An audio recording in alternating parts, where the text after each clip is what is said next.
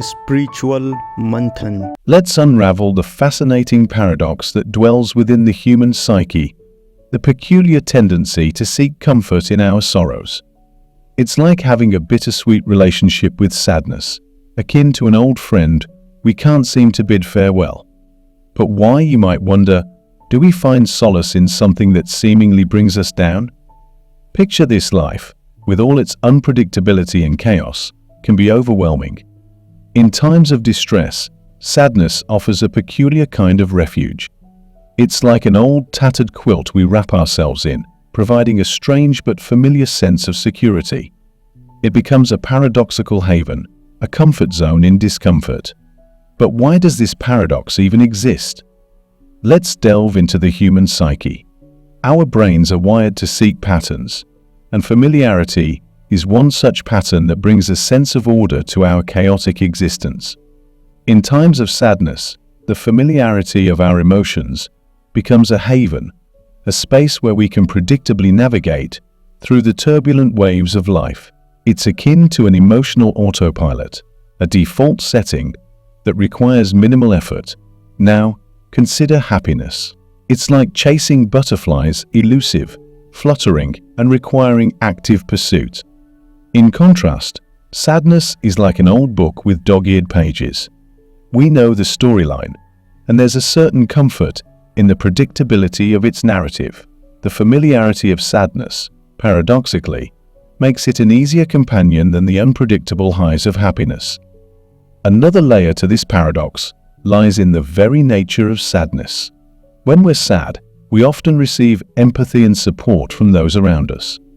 It's a shared human experience that fosters connection. In our vulnerability, we find understanding and compassion from others, creating a peculiar bond that adds to the comforting allure of sadness.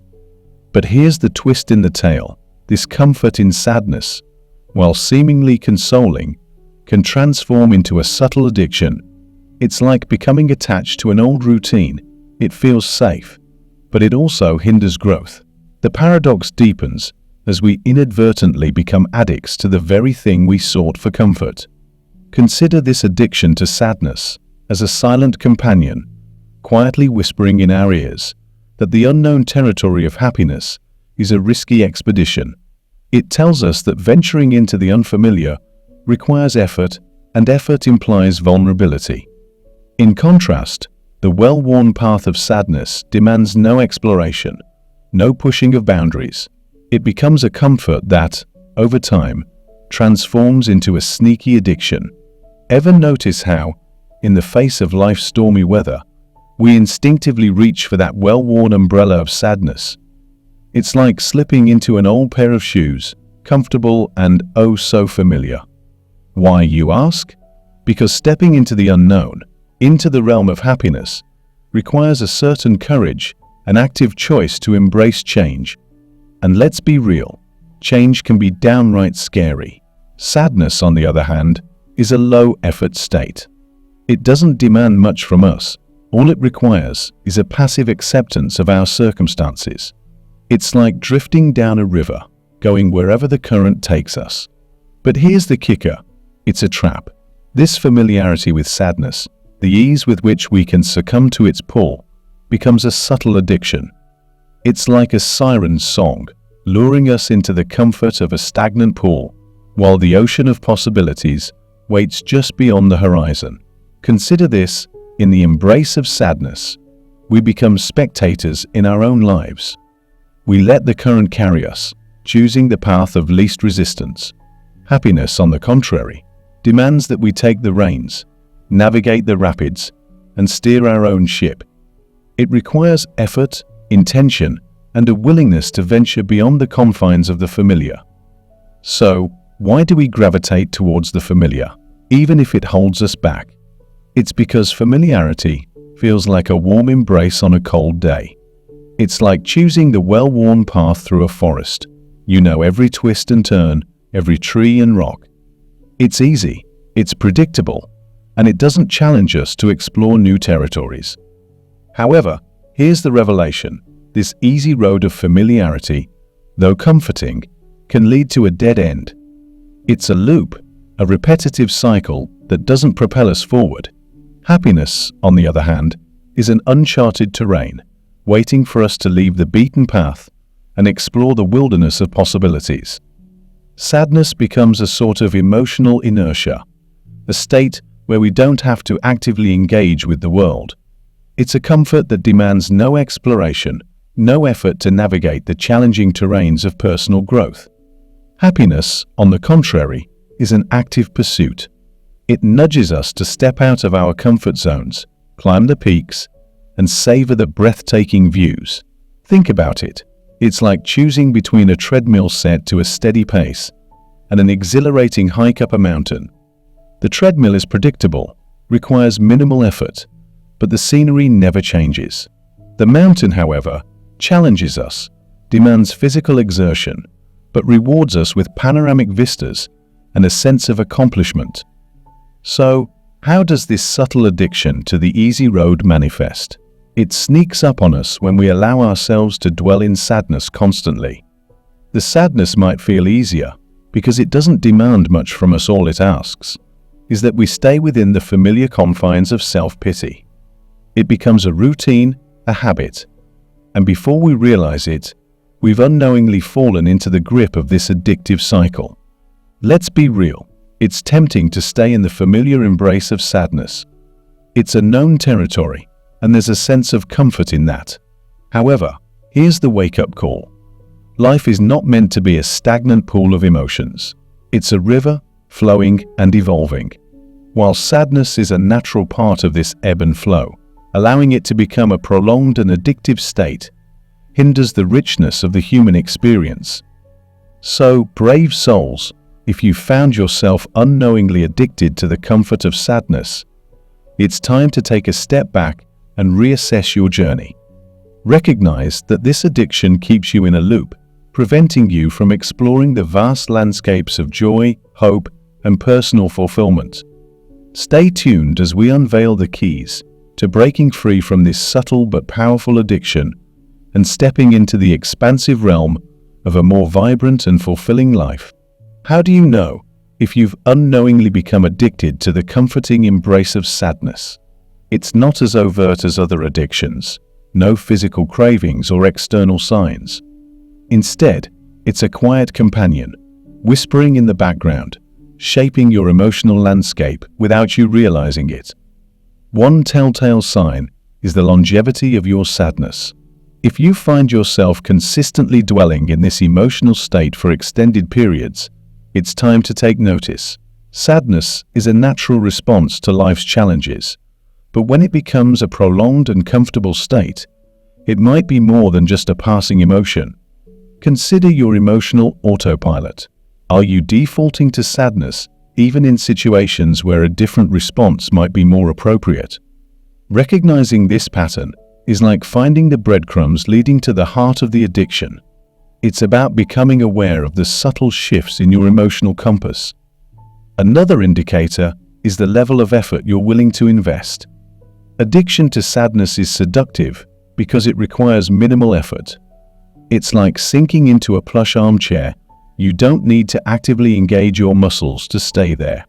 Happiness, on the contrary, demands effort, intention, and an active participation in the journey.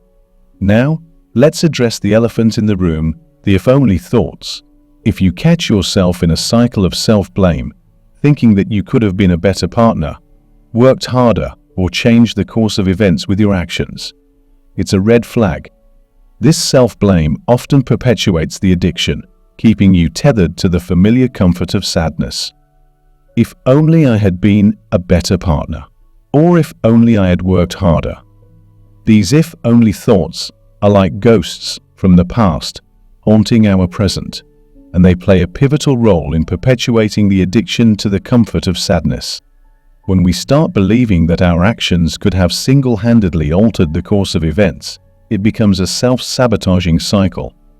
Consider this: sadness can create a deceptive illusion that by staying in that emotional state, we're somehow altering the past or controlling the present. But my friend, that's not how life works. Life is a complex dance of interconnected events. influenced by various factors beyond our control. The tricky part is that these, if only thoughts, can be painful, fueling a sense of guilt and self-blame. You might convince yourself that your actions or lack thereof are the sole cause of your current emotional state. However, it's crucial to recognize that life is unpredictable, and no single action or decision defines the entirety of your journey. So, what's the remedy for these, if only ghosts that linger in the corners of your mind? It's a paradigm shift, a conscious effort to break free from the chains of self-blame. Instead of dwelling on what could have been, focus on what you can do now. Accept that you're human, prone to mistakes, and that the past is an unchangeable chapter in your story. Furthermore, challenge these thoughts with self-compassion. Ask yourself, would I judge a friend as harshly for similar circumstances? Likely not. Extend the same empathy and understanding to yourself. Remember, the If Only cycle is a product of the addiction to sadness, and breaking free requires cultivating a mindset of forgiveness and self-love. Imagine happiness as a majestic mountain peak, towering above the landscape of life. It offers breathtaking views, a sense of accomplishment, and an exhilarating journey. However, reaching this summit demands effort. It's a climb that requires intention, perseverance, and the courage to navigate through challenging terrains. Now, let's contrast this with the comfort of sadness, which is like drifting along a river without actively steering the boat. Sadness feels like an emotional autopilot. It requires minimal effort, no intentional decision-making. It's a seductive lull, tempting us to remain in a state of emotional inertia. Why, you might wonder, would anyone willingly choose the arduous climb towards happiness when the river of sadness offers such an easy ride? Because, my friends, the view from the mountain peak is unparalleled. The moments of joy, accomplishment, and personal growth that happiness brings are like the panoramic vistas after a challenging ascent. The fear of embarking on this climb, however, can be daunting.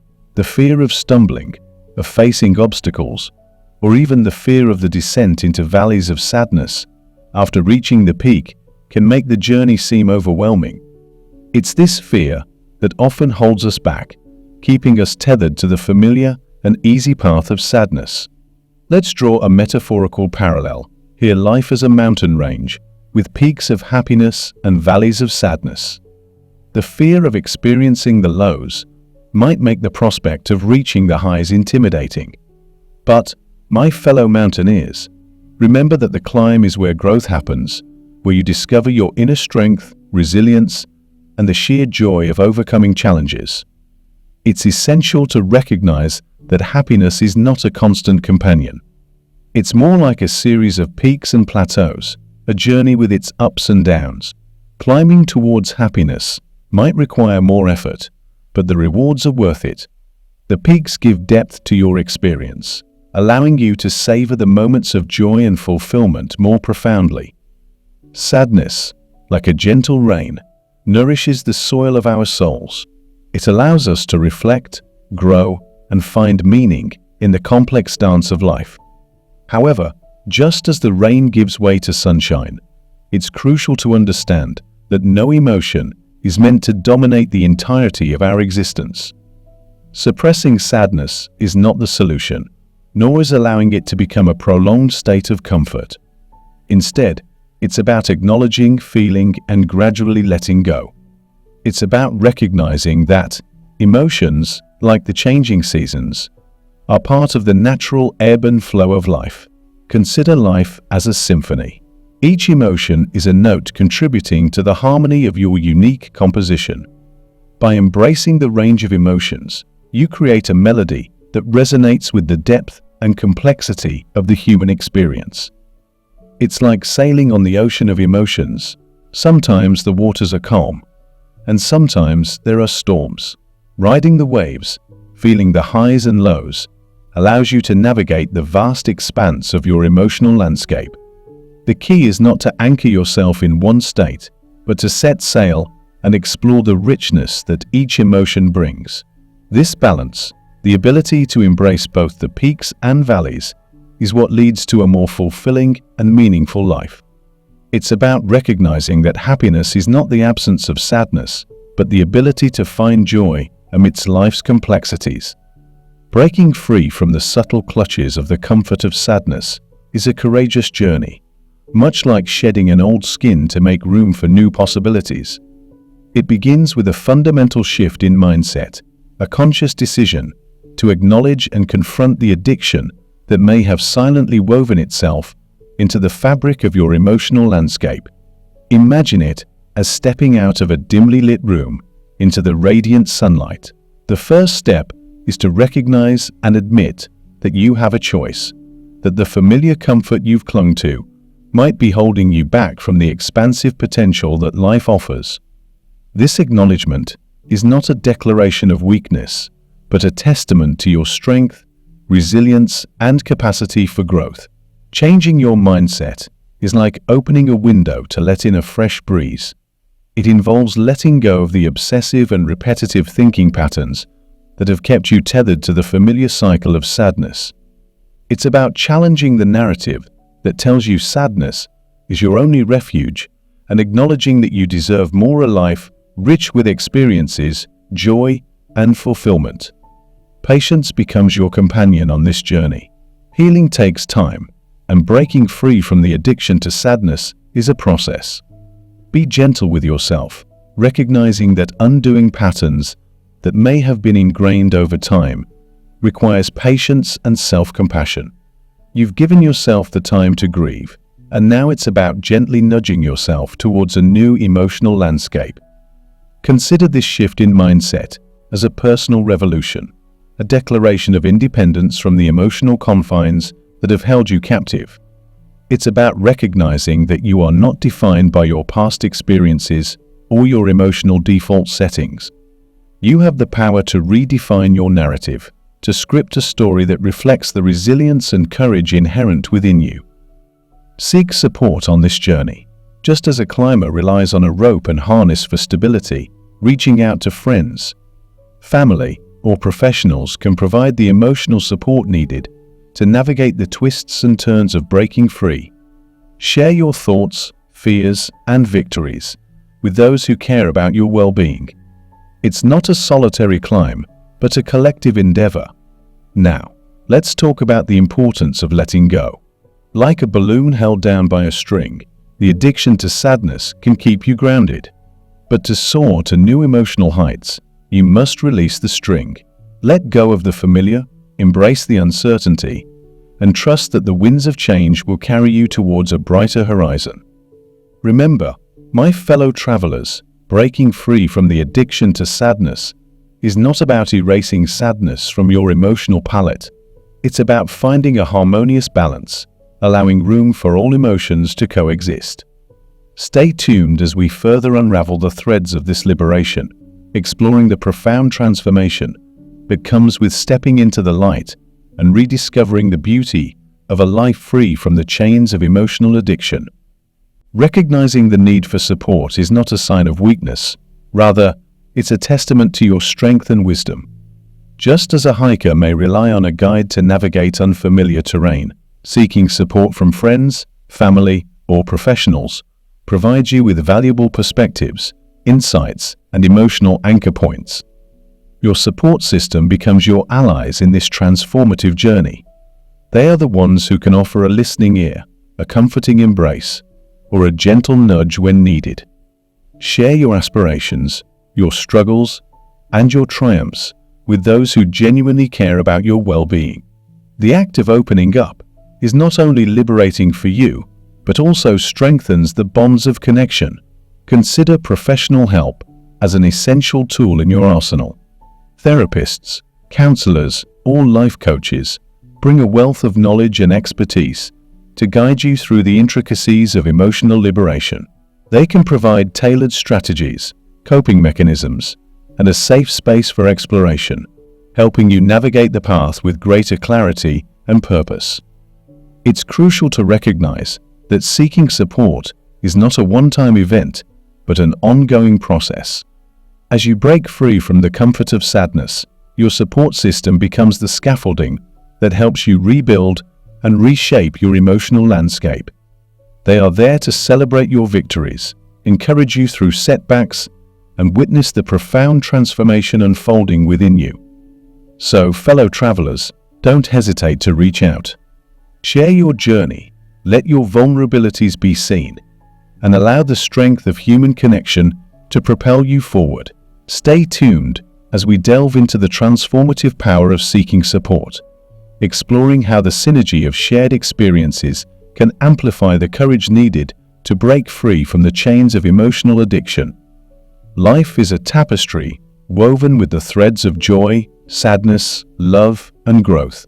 It's about finding balance, recognizing the transient nature of emotions, and navigating the dynamic dance between peaks and valleys. Breaking free from the comfort of sadness is a conscious choice, a commitment to embracing the vibrant spectrum of human experience. As you venture forward, remember that the journey is yours to mold and shape. It's about stepping into the light, releasing the anchors of the past, and soaring towards the limitless possibilities that await. Each step you take towards liberation is a triumph, a testament to your resilience, courage, and the unwavering spirit within you.